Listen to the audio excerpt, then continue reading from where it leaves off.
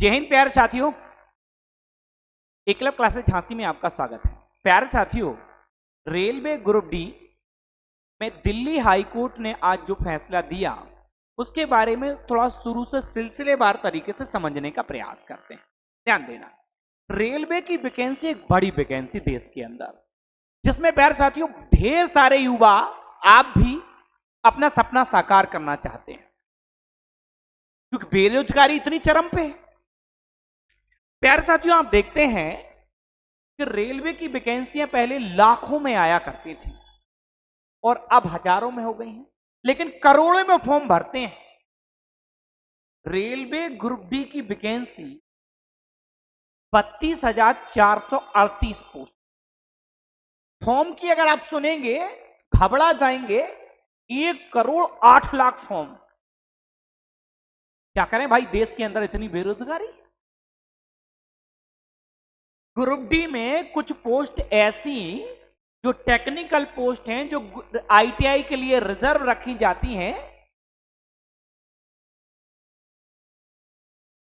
वो पोस्ट भी इसमें है।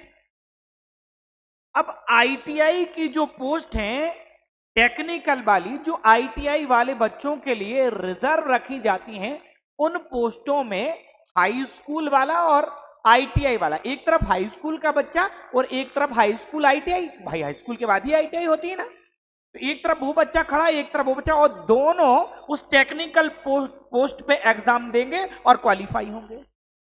आईटीआई वाले बच्चे जो आईटीआई करके अपना 2-2 साल बर्बाद करके बैठे हैं, पैसे दे के बैठे हैं और पढ़ के बैठे हैं, तो उन्हें कहीं ना कहीं बेनिफिट होना चाहिए। इस बात को लेकर आईटीआई वाले कोर्ट चले गए। अच्छा, यहां गलती कहां हुई? वैकेंसी आनी चाहिए इतनी, वैकेंसी आई इतनी, तो लड़ाई तो होनी है। इसमें रेलवे की तरफ से भी एक गलती की गई। अगर रेलवे इन्हीं वैकेंसियों को, जो 32,000 कुछ वैकेंसियां दी हैं, इन्हीं वैकेंसियों को, पहले लाखों वैकेंसी आया करती थी, ऐसा कुछ मसला होता ही नहीं था। अगर वैकेंसी यही 1,00,000 के आसपास होती तो यह मसला नहीं होना, क्योंकि वहां पे जब वैकेंसियां ज्यादा होती तो आईटीआई वाले अपने आप संतुष्ट हो जाते, भाई वैकेंसी ज्यादा है, शांत रहो। लेकिन यह मसला ऐसा था नहीं, क्योंकि रेलवे ने ऐसा किया नहीं। तो अच्छा, रेलवे ने ऐसा नहीं किया तो उसने इसके पीछे एक तर्क दिया कि अब हम वैकेंसियां हर साल देंगे तो बच्चे इस 32,000 से संतुष्ट हो गए।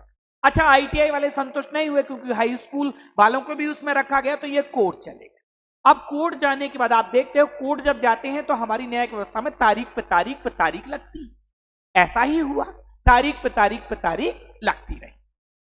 और जब प्यारे साथियों तारीख पे तारीख लगती रही, कैट की तरफ से, यानी दिल्ली हाईकोर्ट की तरफ से तारीख, अब उसमें क्या हुआ, आखिरकार जब शुरुआत एकदम दलील, जब केस गया और वहां हाईकोर्ट ने सुना, तो शुरुआत में ही एक तरीके से कहा था कि ये सब कुछ ठीक है, ये कुछ केस है नहीं, जबरदस्ती का बन रहा है, इसमें किसी का अधिकार तो मारा जा नहीं रहा, आईटीआई वालों को मिल रहा है। अब उसी में हाई स्कूल वाले हैं, तो दिक्कत कहां है?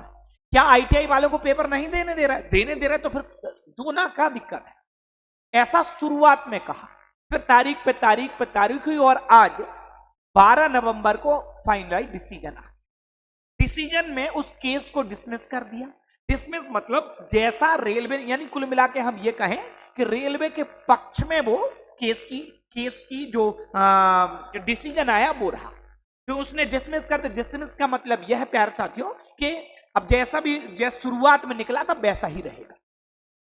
अच्छा, अब इससे आईटीआई वाले बच्चे आप देखेंगे, ये इतना भारी लोगों का हम पेपर ले लेते हैं। आप सोचिए, ऐसा नहीं है, रेलवे ने पिछले साल कई सारे पेपर लिए, और आप देखिए अब आईटीआई वाले जो बच्चे हैं, कहीं ना कहीं वो शांत रहने वाले नहीं है। अब वो फिर से पुनर्याचिका दायर करेंगे।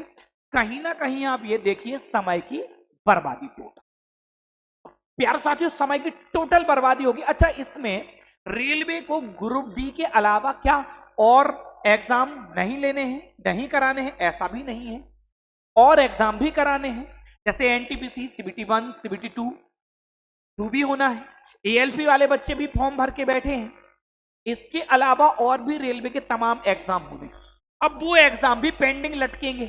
किसकी वजह से पेंडिंग लटकेंगे? क्योंकि रेलवे ग्रुप डी का जो एग्जाम है, जो विशाल एग्जाम बनाया हुआ है कि जिसमें करोड़ों बच्चों को बैठना है, तो इस जे एग्जाम जब तक नहीं होगा तब तक आगे के जो एग्जाम है वो पेंडिंग पड़े रहेंगे। कुल मिला के समय की टोटल बर्बादी है और कुछ नहीं। प्यारे साथियों, इसमें रेलवे की गलती है। अब आगे क्या होगा? क्योंकि आप जानते हैं अगर आप आईटीआई वाले तो आप निश्चित ही सोच रहे होंगे माइंड में, किसान तो नहीं बैठेंगे क्योंकि हमें जो अधिकार दिया जाना चाहिए तो वो दिया नहीं जा रहा है, हमें जो लाभ मिलना चाहिए था वो मिल नहीं रहा है। प्यारे साथियों, ये घमासान होता रहेगा। हम आपसे यही कहना चाहते हैं कि आप अपनी पढ़ाई को निरंतरता में रखिए, अच्छे से पढ़िए, साइंस पे जबरदस्त तरीके से जोर दीजिए, निश्चित ही प्यारे साथियों आपका सिलेक्शन होगा। धन्यवाद।